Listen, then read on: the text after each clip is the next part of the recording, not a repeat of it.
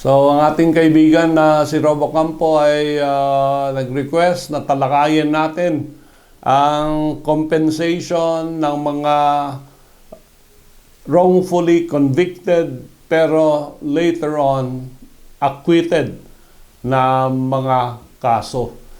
And of course, yung wrongful conviction, just imprisonment in the heart and in the soul of the Philippine Constitution.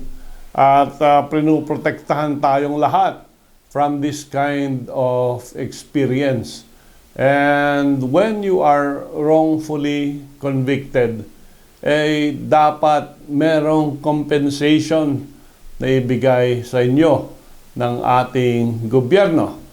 Kaya dito na-create ang Republic Act 7309 at ito yung tinatawag Board of Claims Law.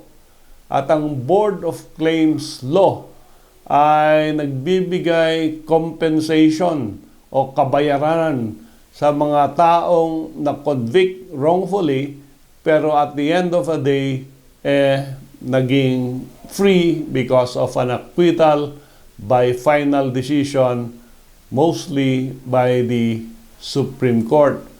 And under Section 3 of RA 7309, a victim of unjust imprisonment or detention shall be entitled to compensation of not less than 1,000 pesos but not more than 10,000 pesos per month of detention. No? So, medyo maliit daw. No? 1,000 pesos a day but not more than 10,000. So, if you were imprisoned for 30 days, actually, ang compensation mo 10,000 pesos. No? Maganda yan. Pero ang problema, the same law says, it shall not exceed 60,000 pesos.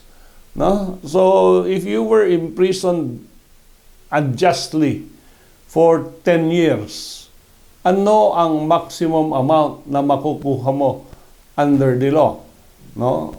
Siyempre, within 10 months na yan. No? So, 10,000 a month times 6, only 6 months. Kasi, ang sabi dito, ang maximum makukuha mo for the 10 years that you have been wrongly imprisoned is only 60,000 pesos. Ito, gagawin mo ba before the Board of Claims? I remember a case where a farmer was acquitted by the Supreme Court after 15 years in prison. Nung nag-claim siya dito, yun lang ang nakuha niya, 60,000 pesos. Habang sinasabi niya, nasira yung buhay ko for 15 years. Nawala yung income ko, iniwan ako ng asawa ko, and all that for 60,000 pesos. Medyo unfair in these modern times. And siguro, dapat talaga i-amend ang law na ito para i-adjust yung masyadong mababang compensation for people who have been wrongly convicted, wrongly imprisoned, and at the end of the day, acquitted from the crime.